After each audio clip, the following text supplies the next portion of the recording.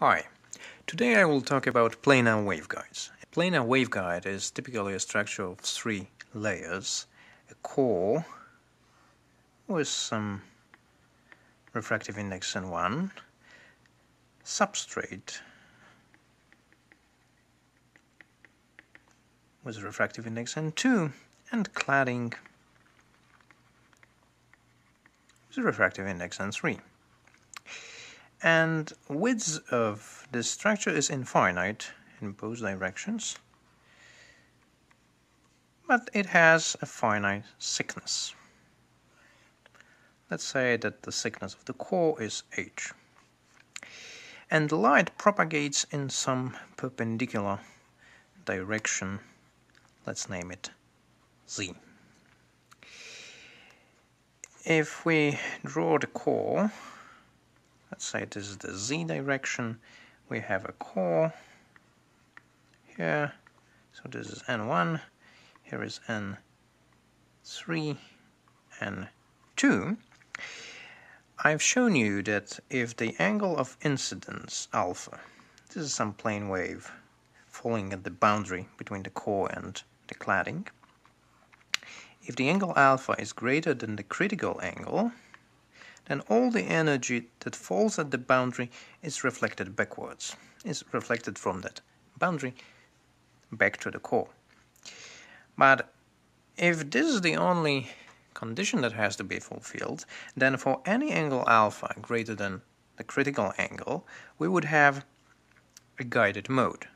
But in waveguides, when the thickness of the core is of the order of a wavelength, it is not true.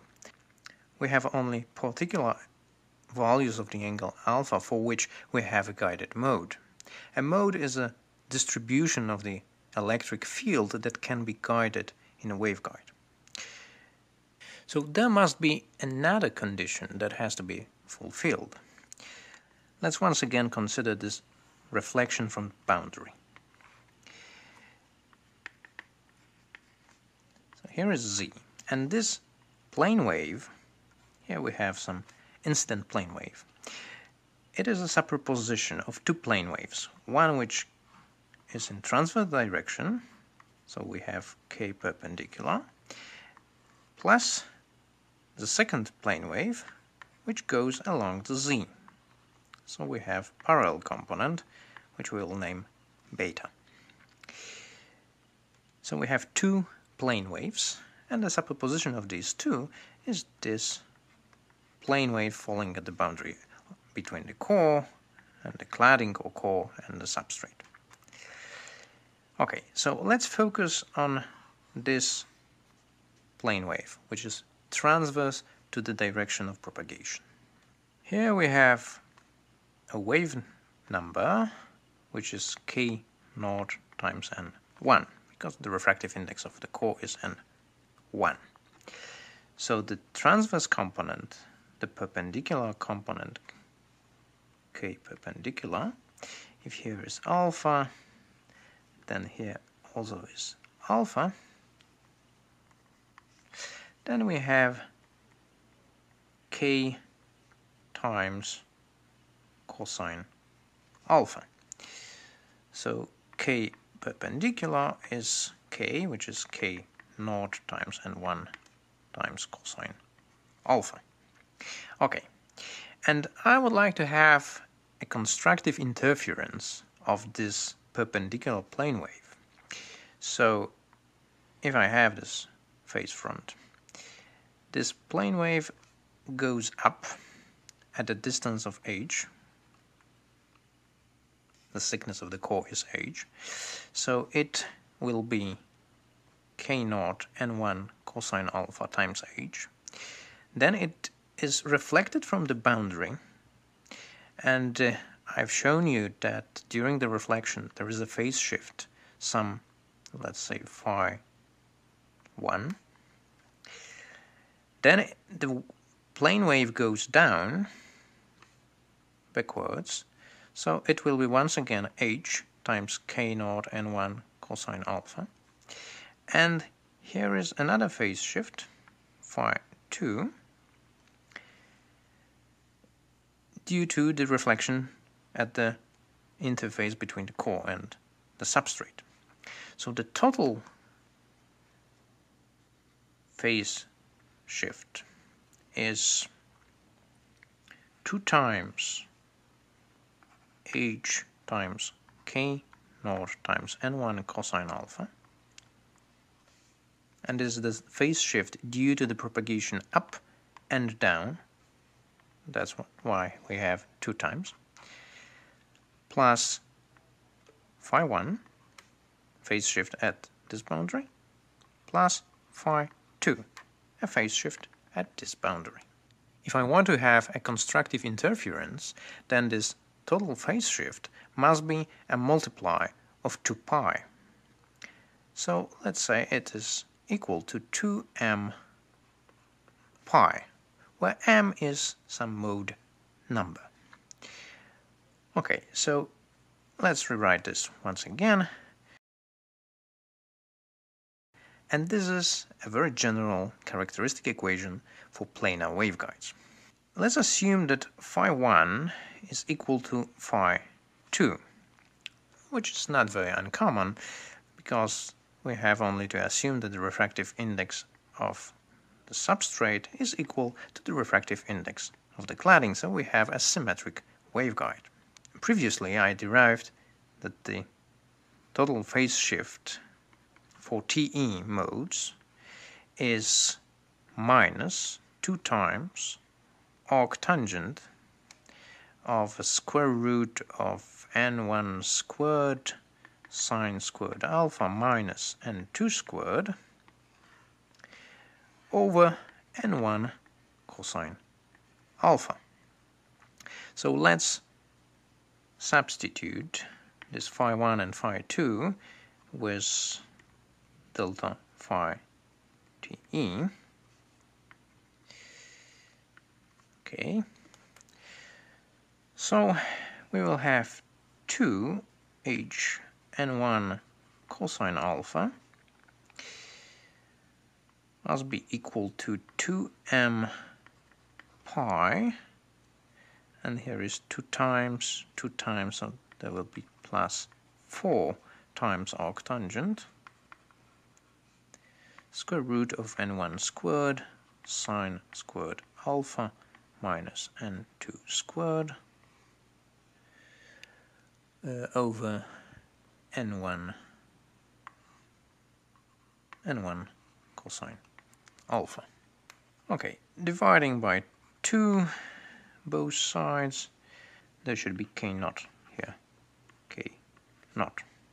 Okay, so this is h times k naught n1 cosine alpha, and on the right hand side we have m pi plus 2 times arctangent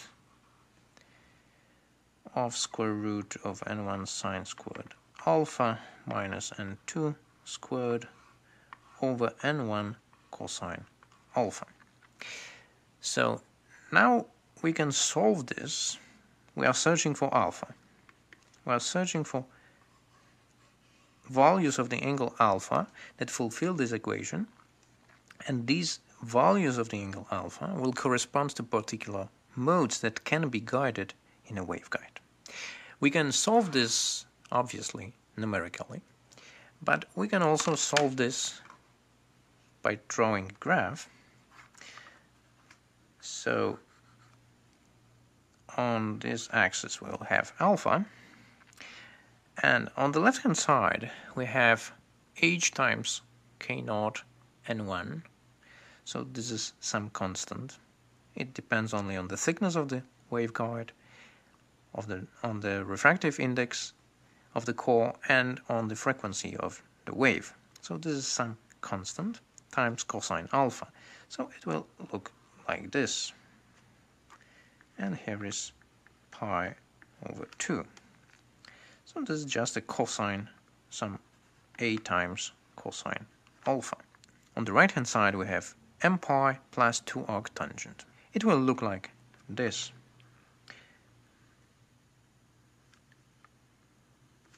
This will be, let's say, for m, which is equal to 0, m which is equal to 1, m which is equal to 2, m which is equal to 3, m which is equal to 4. Okay, and the cross sections of these two graphs are the solutions. They correspond to particular values of angle alpha. So in this case we have a solution for m which is equal to 0, 1, 2 and 3. For m which is equal to 4 there is no solution because there is no cross section of these curves. So we can say that in this particular waveguide we have only 4 guided modes from m which is equal to 0 up to m which is equal to 3. This constant a depends on the thickness of the core. So if the thickness of the core is larger, then there will be more cross sections with this right hand side. So we will have more modes. So the higher the thickness of the core, the more modes can be guided in a waveguide. Moreover, it depends on refractive index and the frequency. And now if we know the values of the angle of incidence, we can also calculate the longitudinal component, this k parallel, which we named beta, the propagation constant, which is k naught times n1 times sine alpha. This is the parallel component of the wave vector. So based on these angles of incidence, we can calculate the propagation constants for particular modes. The characteristic equation can be also expressed in terms of some new parameters, b, some effective refractive index n, and a normalized frequency v. This is a normalized frequency. It's a very important parameter because it describes the whole structure. It's thickness of the core, k naught describes the frequency of the wave, and this square root describes the difference between the refractive index of the core and refractive index of the substrate. And this a parameter is parameter of asymmetry. So if we have a symmetric waveguide, then a equals 0. So we have symmetric waveguide. When a is not equal to 0, for instance it is equal to 1, we have asymmetric waveguide. So the refractive index of the cladding and refractive index of the substrate are different. If we draw a graph for a which is equal to 0, here is v, here is b, then we will obtain something like this. This is for m which is equal to 0, to 1, to 2, here is m which is equal to 1, m which is equal to 2, and so on. This goes up to 1. Here is an asymptote. So we see that if a waveguide has a frequency somewhere here, this is a frequency of our waveguide, then it will have two modes, m which is equal to 0 and m which is equal to 1. If the normalized frequency of a waveguide is greater, then we have a greater number of modes. So once again, if we have a thicker core, or the difference of refractive indexes between the core and the substrate is greater, then we have a larger number of modes. For asymmetric waveguide, where a is not equal to 0, it will be slightly different because for m which is equal to 0 it will start with some value. So this will be m which is equal to 0, m which is equal to 1, and so on. So there is an area where there will be no guided modes. So in the asymmetric waveguide we can have a situation where we have no guided modes. The cutoff frequencies, these points, are the values of the normalized frequencies above which a particular mode is guided and below it which the mode is not guided. So once again, take a look at this equation and we will substitute b which is equal to 0. So for b which is equal to 0 we have v which is equal to m pi plus there is arctangent of 0 which is just 0 and arctangent of a of this asymmetry parameter. So the cutoff frequency, this is a cutoff frequency.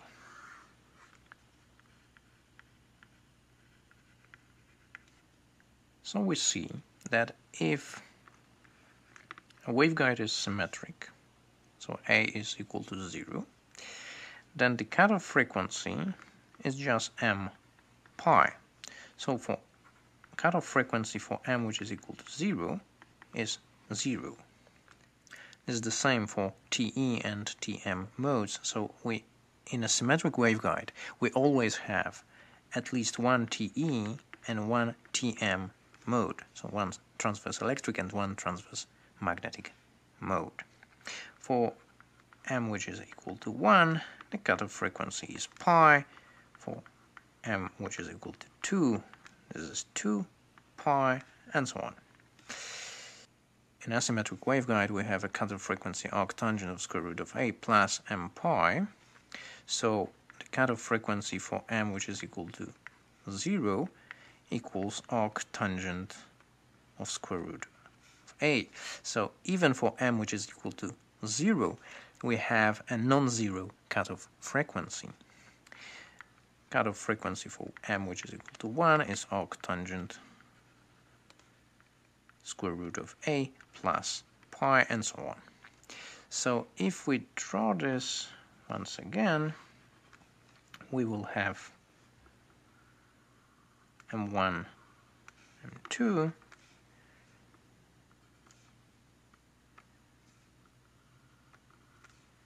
this is b, and for asymmetric we have a cutoff frequency of square root of arctangent square root of a. This is for m which is equal to 0. Here is v, b. So there is an area where there are no guided modes, and here the cutoff frequency here is equal to 0. So for any value of the normalized frequency, because the normalized frequency is always positive, is k naught h times square root n1 squared minus n2 squared, and this is the normalized frequency which describes the waveguide, then for any value of this normalized frequency we will have at least one guided mode. In the worst case scenario for m which is equal to 0. But if the v is larger, then we will have larger number of modes. If we have asymmetric waveguide and the normalized frequency of the waveguide, for instance, is lower than the arctangent of square root of a, then we will have no guided mode in such waveguide. So let's summarize. In a planar waveguide we have a simple characteristic equation 2h times k naught n1 cosine alpha plus the phase shift during reflection 1 and 2, and this must be equal to 2m pi. We can solve this for TE and TM modes numerically or graphically, and we obtain angles alpha. Each angle alpha, each solution corresponds to a particular mode which is propagated in a waveguide. Based on the angle alpha, we can calculate the parallel component of the wave vector, which is k naught n1 times sine alpha. Moreover, if we express this in terms of B and V, we can calculate a cutoff frequency for each guided mode. The normalized frequency describes the fiber, which is the thickness of the fiber, times k naught, square root of n1 squared minus n2 squared, and this describes the waveguide, and the cutoff frequency describes the normalized frequency above which a particular mode is guided. If we have a symmetric waveguide, so the refractive index of the cladding and the substrate are the same, then we have at least one TE